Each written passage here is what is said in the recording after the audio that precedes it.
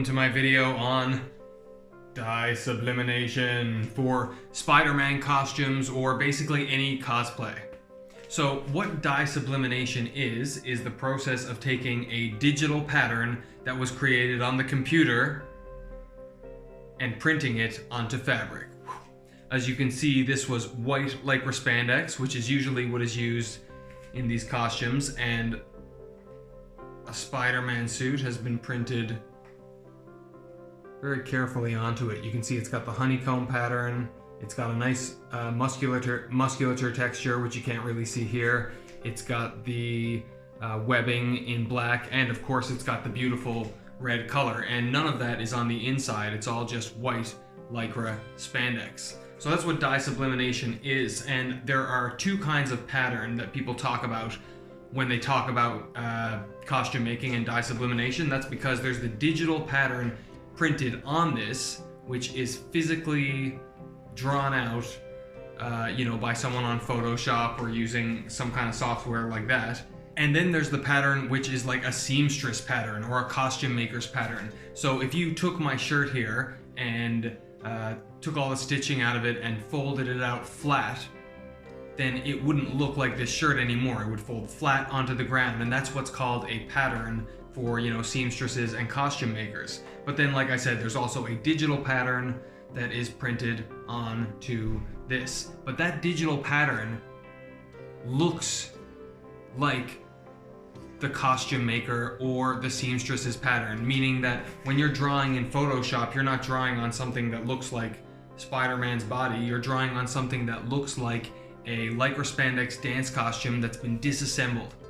Okay, so I really want to get into dye sublimation, and I've been, diving into that world and looking on forums and trying to find out information about how to do it, but there's definitely been a few hurdles. So I'm just going to talk in this video about some of the basic things you have to have ready to get into making your own costumes with dye sublimation. And I'm really excited to make some of my own patterns, not just because I want to do some of my original works or because there's some cool costumes that aren't out there in the dye sub world, but also because I want to share that learning process with you guys and make some videos on how dye sublimation works, because that is a really limited thing out there on the internet now, especially when you're talking about doing it for cosplay.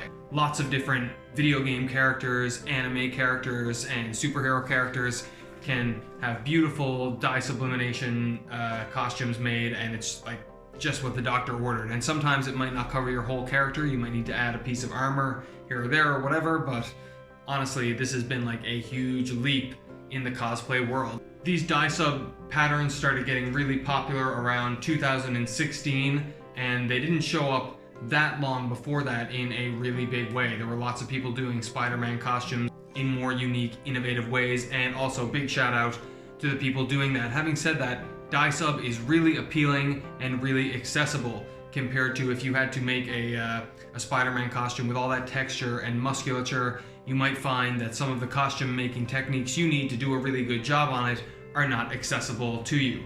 Whereas if you can make dye sub patterns digitally, someone can print them for you and send you the costume, but it's still a really good representation of a beautiful piece of artwork that you did, or at least contributed to doing.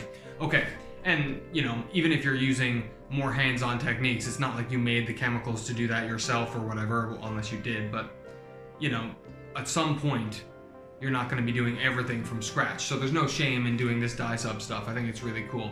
Anyway, let's talk now about what you need to get started. One of the big limitations in starting out on dye sub is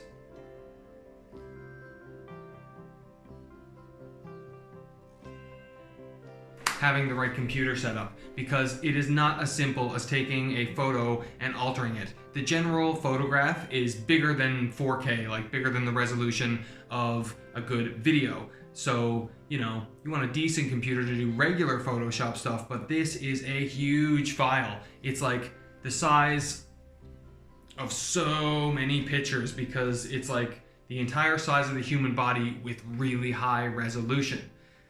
I don't know what the exact size of the dye sub files are in general, but it's like, many gigs. And then when you open that file in Photoshop, you need to have a computer that can handle that. So if you just have like an itty bitty laptop, you may want like a decent desktop computer with a decent graphics card. You don't need like the big roaring. I'm not going to advise what exact specs you need, but having said that, you just need like a decent computer setup, because if you don't have like a sufficient graphics card or whatever the case, it's definitely important to have the right computing power to look at these files, because not only are they really, really big, but there's many different layers. And that's going to get me into my next point. You're probably going to want a rudimentary amount of Photoshop skill. You're going to want some knowledge of graphic design, or at least how to work with the Photoshop layers. It's not like just drawing one picture. Basically, Photoshop works in many different layers, and if you look at this here, it's going to be like the red color, then the musculature texture, then the waffle kind of honeycomb pattern that you always see or often see on Spider-Man suit, and then the black web over that. Possibly even other layers I've overlooked, but you know, there are many layers that go into making these dye sublimation things, so you just want to familiarize yourself with how to use Photoshop, how to use the layers, and stuff like that. And the last point I want to make, and what I really got stumped on when I started doing dye sub stuff. Forgot to turn on my light. Last thing you need to prepare yourself for to be ready to make dye sub patterns is what has really stumped me. And that is part of the reality of the fact that you're working on the seamstress pattern. And when you want to draw something like, say, a straight line around my neck, like a collar, if I wanted to do a collar around my neck, you're not just drawing a straight line, and it's not very intuitive. You need some way to put the pattern together digitally to preview what it's going to look like, or else you're going to be doing it by trial and error, and you might print onto some really valuable lycra spandex and use a bunch of really valuable ink and use your time or use somebody else's time and equipment, and then find that it doesn't look like what you want it to look like. So I need some way to do that trial by error process on the computer before I keep going forward, or I need some kind of guide to show me how to draw lines on the patterns like perfectly, because like I said, it's not intuitive and the pattern is like a body folded out flat. So you need to know how to draw on that so that when it gets reassembled, it will look perfect on an actual human body. You know, the human body has contours. It's not flat paper, but your pattern will be like flat paper. It's a 2D digital pattern that assembles over a human body. So if you can get your mind around what I'm talking about there, then you understand the struggle that I'm having. And there's not a lot of dye sub resources out there or discussion about this, which is one of the reasons I'm posting the video. So if there's a resource out there that you feel can help me, please share in the comments bar below, or if you feel like you have some insight on that. Similarly, if you have any questions about anything I'm discussing about dye sub, please post in the comments bar below. I'm going to try to overcome this hurdle. I'm looking, into forums, and most of the information I'm finding is not on cosplay resources, because, dye sub is not innately a cosplay endeavor, but I'm going to figure it out. I'm going to get back to you. This is just my first video in starting to talk about dye sub, and also I have more nerdy creative videos and Spidey videos coming your way, so don't lose hope if that's what you're waiting for here. But anyway, I just want to get into making my own patterns so I can make a unique Spider-Man costume and other hero costumes and stuff like that, and also I want to share that knowledge with you. So let me know how you enjoyed this first dye sub video. Thanks so much for watching. Make sure to subscribe. See you guys soon.